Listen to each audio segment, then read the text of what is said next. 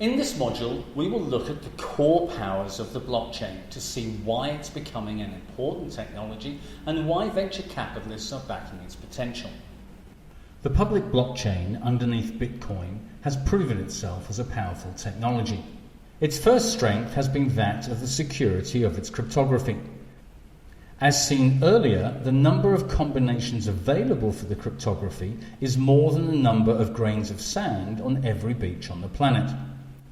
The beauty of this SHA-256 cryptography, as it's known, is that you can take any file and generate a unique identifier. This is called hashing. This unique identifier can then be secured to the blockchain, as the cryptocurrency can actually be programmed to represent any form of asset. For example, an equity, a loan, ownership of property, a video, etc., etc. The second key strength is that there is no centralized ownership. As a result, the technology has the ability to remove trusted third parties, and this is where some significant financial disruption is likely to happen.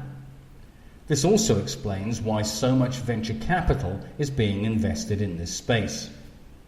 If, for example, we consider a traditional credit card transaction where money is transferred via third parties, under cryptocurrencies, these middlemen are potentially not required.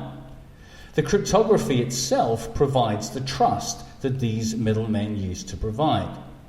In the later use case module, we'll look at a really interesting payments platform which is leveraging this power directly for international payments to third world countries.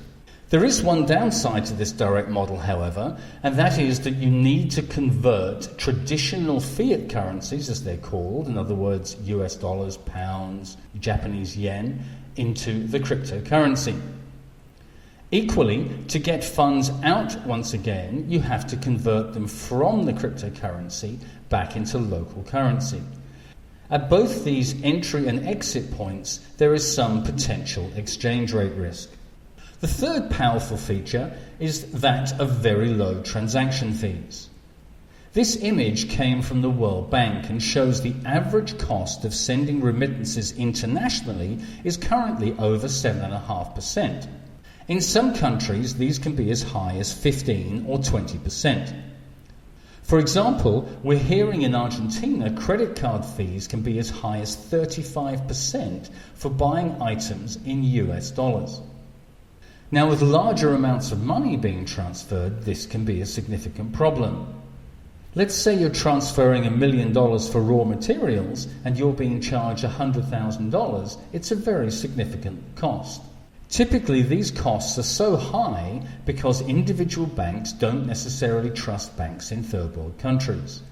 This was made much worse as a result of the GFC. Now, for cryptocurrencies, the transaction fees are usually around 1% in the marketplace at the moment for standard transactions.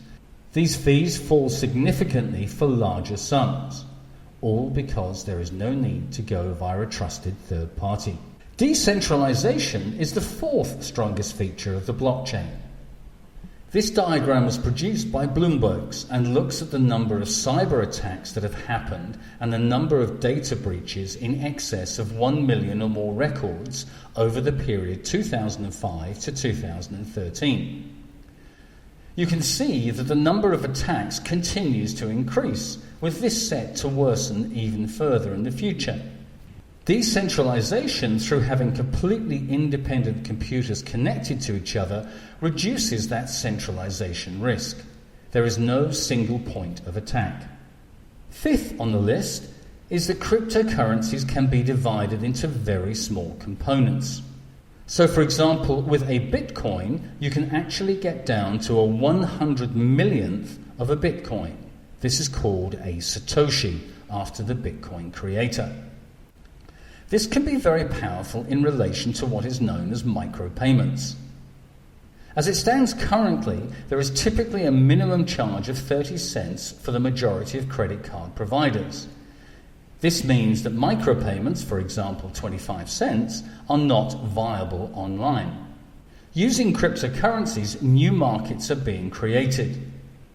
For example, there are a number of sites that are beginning to be seen that are charging a notional payment of, for example, 25 cents to gain access to a newspaper article or a video. One particular one of note is a company based out of Utrecht in Holland called Blendel. Typically, they charge 25 cents to access a newspaper article. As an indication of interest in this type of model, they have just received an investment from the New York Times at $3.5 million. The sixth strength we want to consider is timestamping. This diagram shows the technical components of an individual block in the blockchain. Don't worry too much about all the technical material, but suffice to say the timestamp is important. By using this part of the technology, the Honduras government is working with a US company on a proof of concept for removing land title fraud. The biggest issue they had historically was that documents were handwritten and subject to incorrect data. Then, when the World Bank funded the conversion of these manual records to digital records, all of a sudden some of the leaders in the Honduran government suddenly had beachfront properties. The blockchain has the power to permanently identify ownership once and for all, so that records can't be changed. Perhaps the biggest killer app of the blockchain, and the final strength we're going to consider, is that of what is known as smart contracts. Cryptocurrencies have the ability to execute programs within the actual currency itself. This means, for example, you might want to look at paying out money automatically against such specific events as GPS coordinates, calendar dates, and any other events you might choose.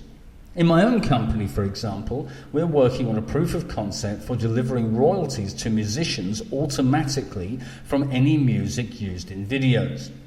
Our intention is to release funds to the musicians automatically once video producers receive payment themselves. Smart contracts will be the subject of our next training course, so look out for that one. So with all this power, we need to look at how this power is being captured. To do this, we'll look at where the blockchain is heading in the next module.